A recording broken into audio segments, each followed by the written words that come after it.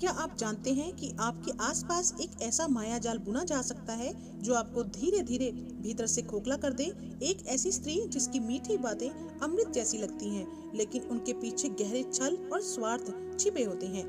आचार्य चाणक्य ने ऐसी स्त्री को पहचानने के लिए जो संकेत दिए हैं, उन्हें अगर समय पर ना समझा जाए तो इंसान का विवेक और सम्मान दोनों नष्ट हो जाते हैं। आखिर वो कौन सी बातें हैं जो एक चरित्रहीन स्त्री बार बार दोहराती है? तो आइए जानते हैं इस कहानी के माध्यम से। नमस्कार दोस्तों, आपका हमारे चैनल पर एक बार फिर से बहुत बहुत स्वागत है। आज हम एक बेहद गंभीर और जीवन बदलने वाले विषय पर चर्चा करेंगे।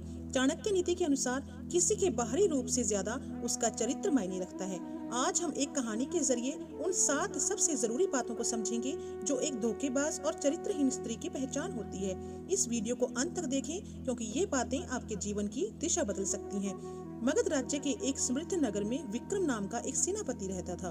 वह अपनी वीरता और बुद्धिमानी के लिए जाना जाता था, लेकिन एक दिन उसकी मुलाकात माया नाम की एक सुंदर स्त्री से हुई। माया की वाणी में गजब का आकर्षण था।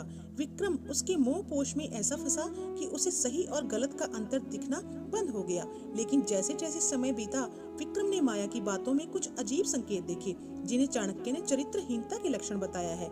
पहली सबसे जरूरी बात जो उसने देखी, विक्रम ने गौर किया कि माया बार बार अपने शब्द बदलती थी। वह पहले कहती, तुम्हारे बिना मेरा कोई वजूद नहीं, लेकिन अगले ही पल अपनी बात से मुकर जाती। चाणक्य कहते हैं कि जो स्त्री अपनी बात पर टिक न सके, उसके मन में स्थिरता नहीं होती। दूसरी बात, माया हर छोटी बात पर विक्रम के प्यार की परीक्षा लेती। वह बार बार कहती, अगर मुझसे सच्चा प्रेम करते हो तो यह साबित करो। यह साबित करने का सिलसिला कभी खत्म नहीं होता था, क्योंकि उसका उद्देश्य प्रेम नहीं बल्कि विक्रम पर नियंत्रण पाना था। तीसरी बात, वह हमेशा विक्रम की तुलना दूसरे पुरुषों से करती थी। वह कहती, देखो उसका पति उसे कितने कीमती उपहार देता है, तुम वैसे क्यों नहीं हो। इस तरह वह विक्रम के आत्मसम्मान को बार बार चोट पहुंचाती थी, ताकि वह हीन भावना से भर जाए। चौथी बात, माया हमेशा अपने लाभ और स्वार्थ की बात करती थी।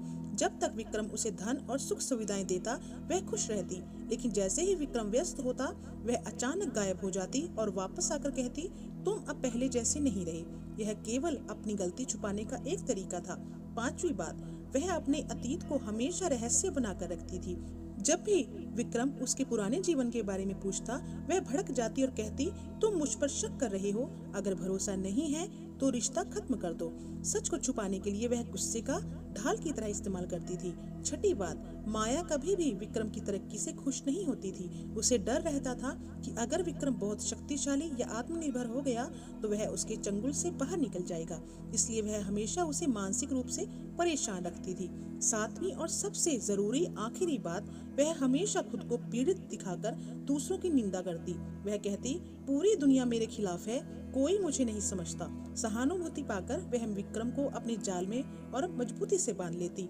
जब विक्रम को इन सब बातों का एहसास हुआ, तब तक वह बहुत कुछ खो चुका था, लेकिन चाणक्य की सीख ने उसे बचा लिया।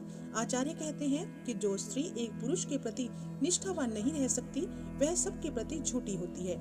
अगर आपको यह कहानी और आचार्य चाणक्य के विचार सही लगे तो कमेंट में जरूर लिखें। अब मैं किसी के मायाजाल में नहीं फंसूंगा।